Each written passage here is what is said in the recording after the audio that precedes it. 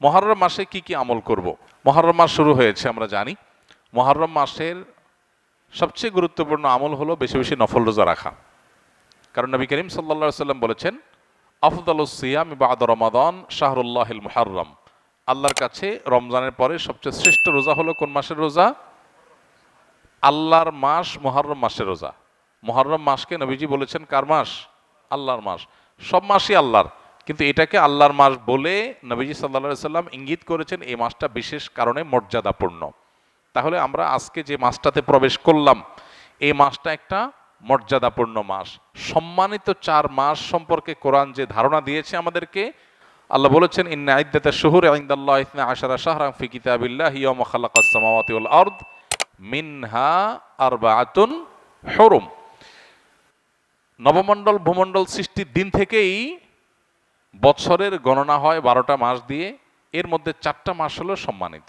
এই যে 4টা মাসকে আল্লাহ সম্মানিত বলেছেন, এই 4টা সম্মানিত মাসের মধ্যে একটা হলো মুহররম। বরং 4টা সম্মানিত মাসের মধ্যে সবচেয়ে বেশি সম্মানিত যেটা, সবচেয়ে শ্রেষ্ঠ মাস যেটা, সেটা হলো কোন মাস?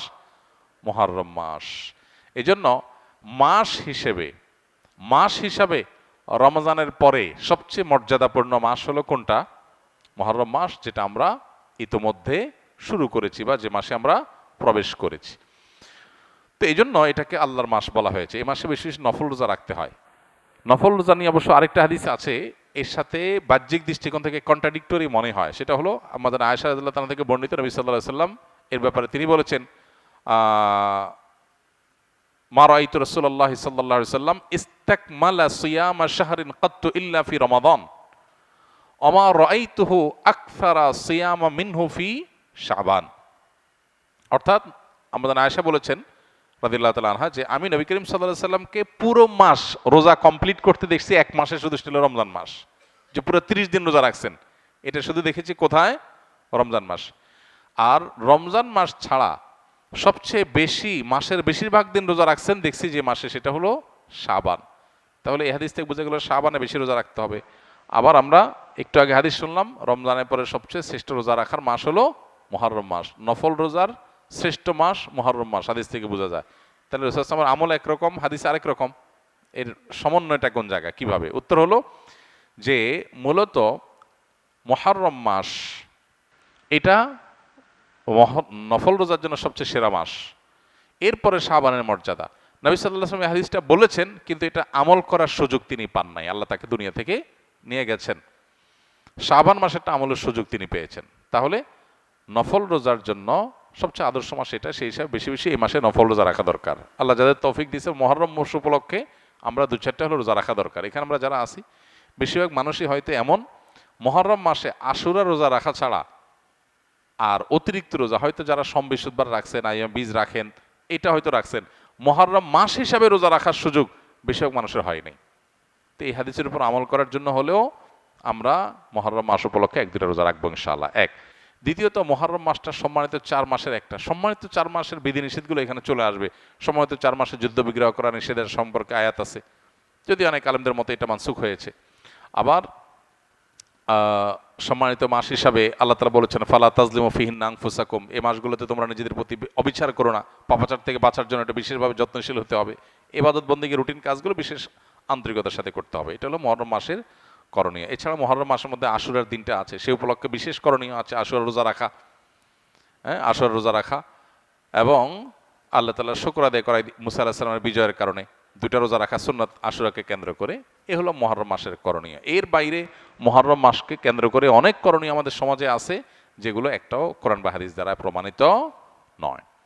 ইসলামী শরীয়তে দাড়ি রাখার হুকুম কি এবং সেটা পরিমাণ কতটুকু হতে হবে দয়া করে জানাবেন। দাড়ি রাখার ক্ষেত্রে নবী সাল্লাল্লাহু আলাইহি সাল্লামের নির্দেশগুলো হলো একেবারেই পরিষ্কার। তিনি বলেছেন, আফুল্লোহা, তোমরা দাড়িকে ছেড়ে দাও।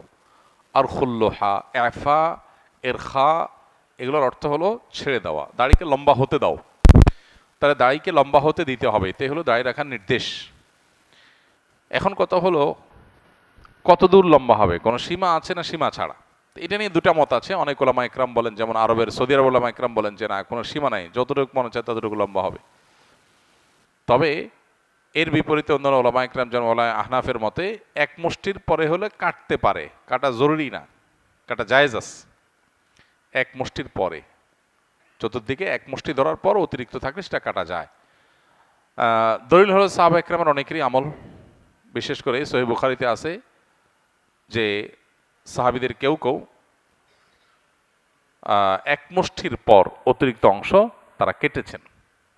তো এখান থেকে বোঝা যায় যে এক মুষ্টির অতিরিক্ত অংশ হলে সেটা কাটা জায়েজ আছে, কিন্তু এক মুষ্টির নিচে কাটা জায়েজ আছে এটা প্রসিদ্ধ ইমামদের কারোর মত না, এরকম কোনো মত প্রসিদ্ধ ইমামদের কারণ নাই।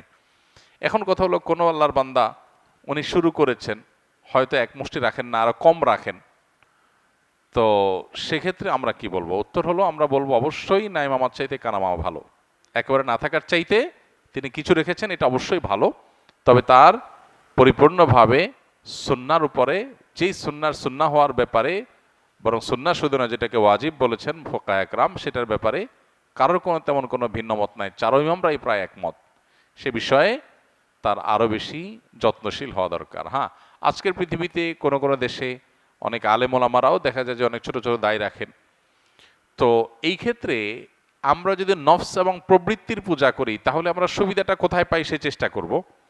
আর যদি আমরা দিন মানার চেষ্টা করি তাহলে কোরআন এবং সুন্নাহর আলোকে কোনটা অগ্রাধিকার গণ্য, কোনটা বেশিরভাগ ইমামদের মত, কোনটা সংখ্যাগরিষ্ঠ বড় ইমামদের মত, সেটাকে আমরা জানার চেষ্টা করব। তো এই সমস্ত জায়গায় সুবিধাবাদী মানসিকতা এটা আমাদেরকে পরিহার করতে হবে যদি আমরা আখেরাত চাই, যদি আল্লাহর সন্তুষ্টি চাই।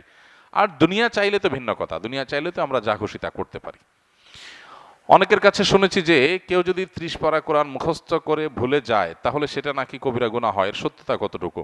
30 পারা কোরআন মুখস্থ করে ভুলে গেলেই শুধু গুনাহ হয়, শুধু সেটা নয়, কোরআনের কোনো আংশিক যদি কেউ মুখস্থ করে, একটা সূরা মুখস্থ করলো, এরপরে সে সেটা ভুলে গেল, এই ভুলে যাওয়াটা যদি তার অবহেলার কারণে হয়, তার নিজস্ব ত্রুটির কারণে হয়, মোতাবাআত বা এটাকে ফলো আপ করা, নিয়মিত পড়ার প্রতি অবহেলা করার কারণে যদি ভুলে যায় তাহলে সে অবশ্যই গুনাহগার হবে, এটা সঠিক। নবী করিম সাল্লাল্লাহু আলাইহি সাল্লামকে মেরাজে আল্লাহ তাআলা বান্দার যত পাপগুলো আছে, গুনাহগুলো আছে, অপরাধগুলো আছে, এগুলো দেখিয়েছেন, কিভাবে তার প্রকৃত রূপ কেমন ছিল সেটা আল্লাহু আলাম।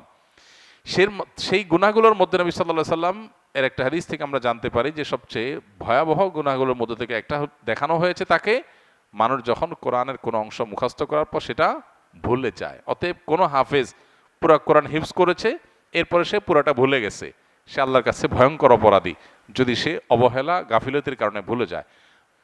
ঠিক একইভাবে কেউ যদি কোনো আংশিক কোনো সূরা, কোনো পৃষ্ঠা, কোনো অংশ বিশেষ মুখস্থ করেছে, এরপর এটা ভুলে গেছে, সেও আল্লাহ তাআলার কাছে এভাবে অপরাধী। তবে এর বিপরীতে কিছু মানুষ আছে যারা কোরআন মুখস্থ করার পর নিয়মিত পড়ে কিন্তু আর ধরে রাখতে পারে নাই, তাহলে অবহেলা নাই এখানে, তার চেষ্টা ছিল, তাহলে সে গুনাহগার হবে না ইনশাআল্লাহ।